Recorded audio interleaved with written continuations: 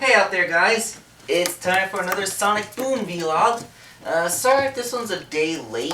You see, the thing that happened is I set my VCR to record it like I always do, but I think when I set the channel to Cartoon Network and then set the remote aside before I went to sleep, I must have accidentally hit a button or something, because when I woke up the next day and turned the TV back on, it was on A&E instead. So I'd recorded some infomercial for a vacuum cleaner instead. So yeah, that's a thing that happened. But fortunately, they give Sonic Boom again on Sunday at 6:30 in the morning, so I just set my VCR for that, and that's how I saw it. So, late fees. At first I thought this was going to be about a video rental, but I guess everybody's acknowledged that that's not really a thing anymore. So this is about a library book, because somehow that's still a thing. Okay, so do you guys know how to manipulate the audience with frustration? The kind of storyline that just makes that when you watch the show, it makes you want to reach into the TV screen and strangle everybody for just not doing the smart thing. So this plot is a very tried and true storyline of the there's a time deadline, but stuff keeps getting in the way before you can actually do that deadline. You know, that's what this is. This is that thing.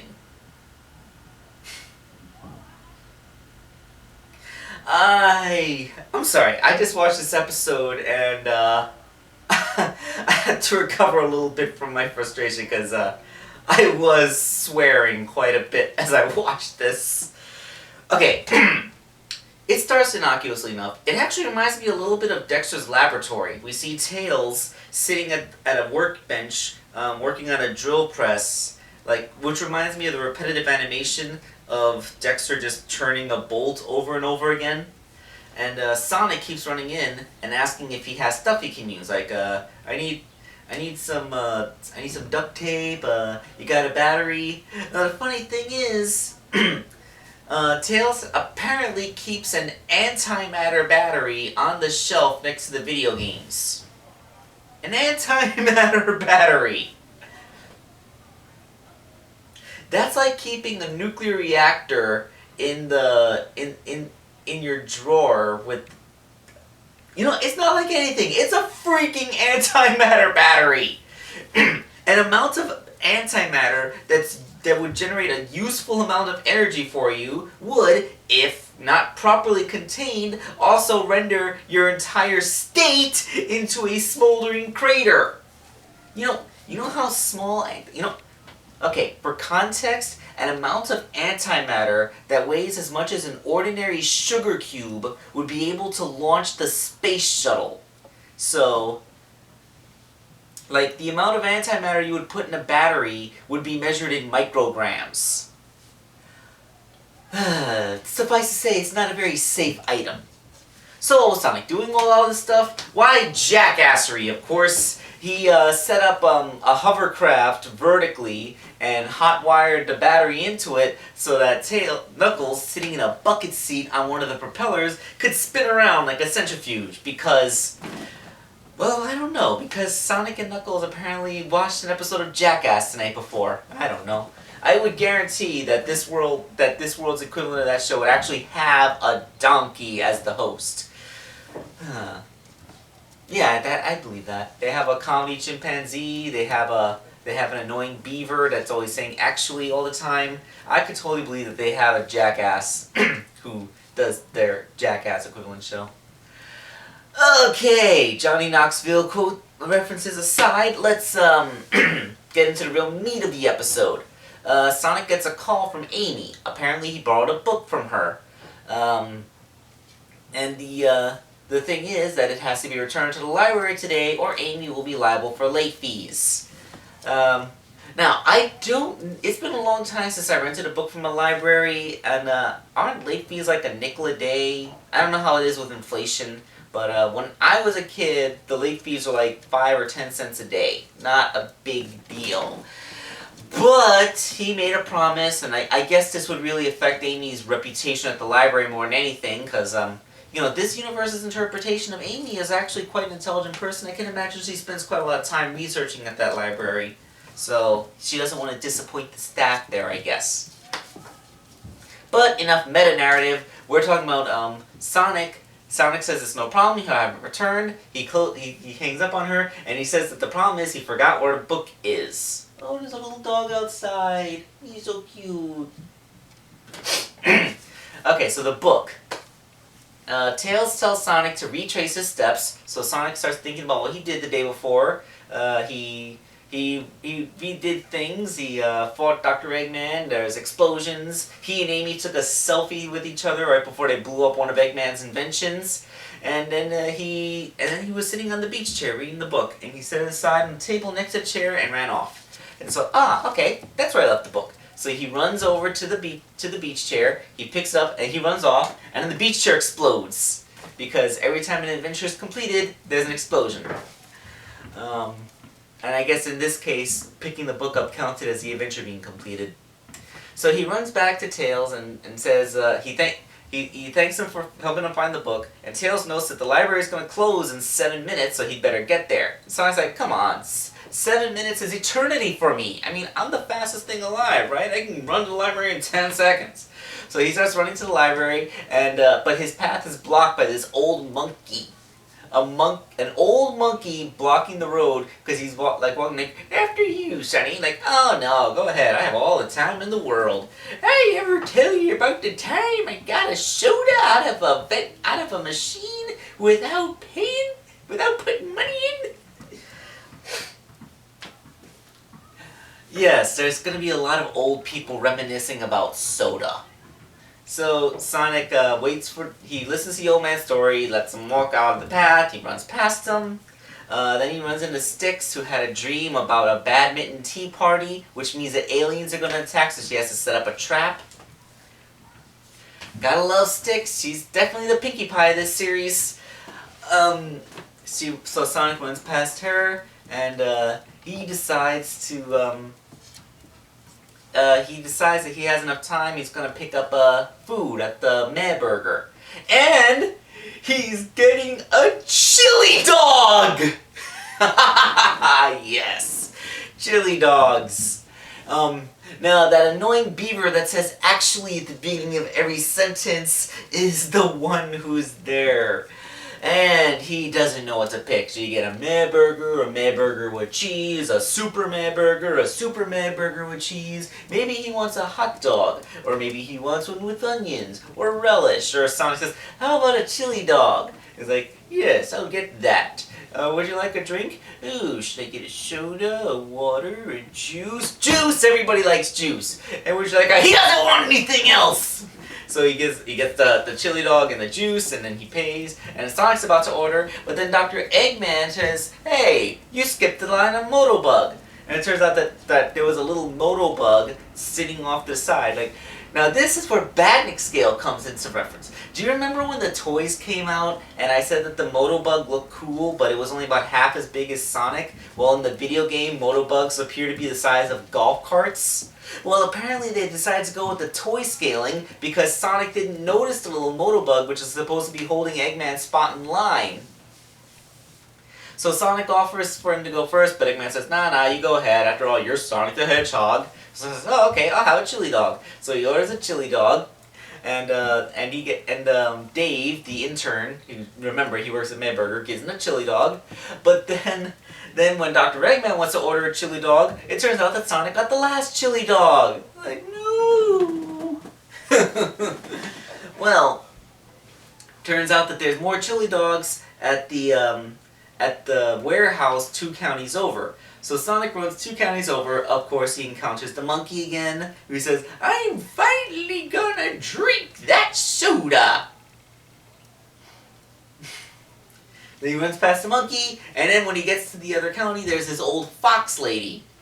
The fox lady says that one time she found money on the ground, which she used to buy a soda, and it was like the soda was free. Turns out she doesn't like soda, so why did she buy a soda? Sonic gets a chili dog from the thing, he runs back, he encounters the monkey again. I gotta get a straw. I must purge these thoughts of punching elderly people from my head. So he finally gets back. He gives Dr. Eggman his chili dog. Like, hey, I wanted extra relish. So Sonic just runs off because he has to get that book back. And oh, by the way, he also went back to the village of those guilt tripping people and had a limbo contest. And after he won the limbo contest, the limbo pole blew up. Why do I bring this up? Because we come back to the guilt tripping guy. It turns out that the wheel on his wagon fell off and he was trying to get food home to his kids. So he asked Sonic if he can help him fix it. So Sonic's like, well, let me just return to this library. I'll be back in 2 minutes. And like, oh, it's okay. I'll just try to fix it myself. After all, kids only need food so that their bones, like, he does the whole guilt trip. Like, okay, the time that it's taking you to guilt trip Sonic into staying, he could have run to the library, returned the book, and come back to you. For all the people to make a return, why it had to be the guilt tripping guy. The guilt tripping guy was one of the... Okay, there's 2 episodes of the series I didn't like. One of them was the guilt-tripping guys because they were annoying, and the other was the circus people because it was incredibly cliche. But, I didn't dislike those, they're the ones I liked the least, is how I should say it. Okay, so Sonic fixes the guy's wheel, it takes like 5 seconds, then he gets the book back, and he runs to the library, and then turns out Dr. Eggman attacks him, because it's the principle of the thing, because he was denied his chili dog moment. So I was like, I ran and got you the chili dog. Doesn't that count for anything? No! So this is where all Sonic's friends come and they have a robot battle and all the robots are smashed up and thing is stuff, and Dr. Eggman's Eggmobile is damaged and flies off in a random direction, and Amy's like, you did return the book, right? Like, it's, where is it? Sonic, I'm gonna pay like bees! Like, no, I still got 30 seconds! And they look, he finds the book, turns out that Knuckles was reading it, because pictures! I think it was a bird watching encyclopedia, because there's a picture of a bird on it, but I don't know. I think it also is in Japanese, because the title is Japanese, but video games come from Japan, so they might just be using 3D assets. Except that this cartoon is actually made in France. So, shouldn't it have been French? Oh, the dogs are back! Oh, there's 2 of them now! He's running away. Okay. I have a window there. Dogs completely made me lose my train of thought. Okay, so Sonic takes the book back and he goes to the library door because he has 10 seconds left, but it turns out that the library's closed. Like, you can't be closed, I still have 7 seconds. I closed early to take my sister to get some chili dogs. It's the Actually Beaver. The Actually Beaver's a librarian.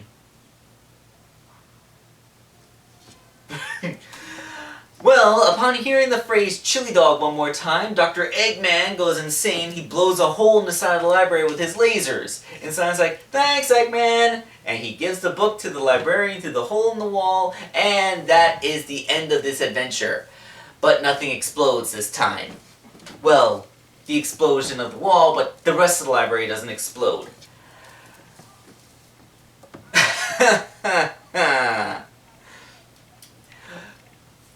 Okay. You can see how these episodes affect me, because these are the kinds that make me want to punch the world in the face because of the frustration. But I gotta admit, this was a pretty well done version of it. I mean, it's one of those things where you wonder, why don't you just run to the library? But no, this is a combination of everything getting in Sonic's way, plus Sonic's ego and his confidence with his speed getting in the way of him just doing the logical thing. Because you remember, Sonic is a massive egomaniac. He has extreme self-confidence in his speed and will not accept that he's not fast enough to do something. So while the sensible thing would be to run straight to the library and then do all the random errand BS afterwards, he could not allow himself to think that way. He thinks, no, I'm the fastest thing alive. I can do this stuff first, then I can return this book and still have it in time. So, this is just Sonic's ego working against him, along with the rest of the world. And I guess it's a good way for him to flex his speed chops. I've been playing more of the video game, and, sometimes I'm frustrated by how slow the characters move from one location to the other. Because they only start running fast with those on-rail segments where your only real control is left, right, jump. So, Sonic may be the fastest thing alive, but not when you're controlling him. I think that's probably a contributing factor why people didn't like the game overall. The dog's back. Stop looking at the dog! Okay, so yeah, that's all of it. This episode, it was just nuts. It was crazy. It's one of those episodes. At least it used cliche right. I didn't feel like the circus episode where the evil ringmaster thing, where oh, the ringmaster's evil. I'm sure there's some 3-year-olds who've never seen that before. But, this is cliche, but it's oh yeah, this is one of those time crunch plots. Yeah, we get those. You can do a lot with those. Okay. Because when you have a time crunch plot, the real meat of the episode is going to be all the random BS that comes and delays your main character, so you're going to have room for originality there. Okay, so I have got to go and have myself a nice calming glass of water because I'm so tightly wound from this frustration. I can't believe I decided to go straight to shooting this vlog like this because I probably look crazy. Oh, the dog's gone. Alright, I'll see you guys next week.